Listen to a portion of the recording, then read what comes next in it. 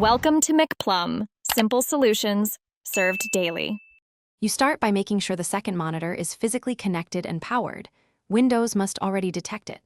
Open Settings and go to System Display now. You'll see two numbered rectangles. If the second monitor isn't visible, click Detect and check cables.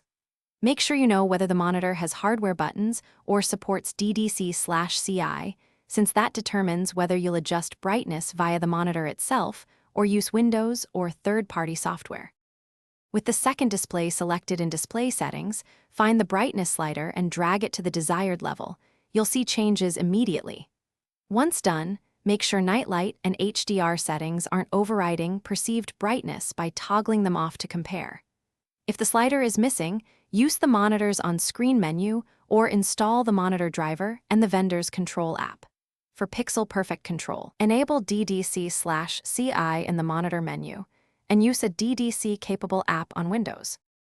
If Windows can't change the second monitor's brightness, use a DDC/CI tool like Monitorian or Click Monitor DDC, install and select Display 2, then adjust the slider.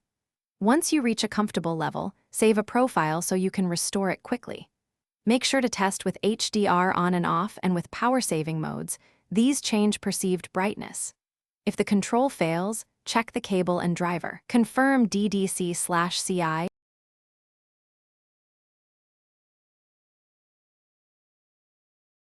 Thanks for watching. Stay juicy and subscribe.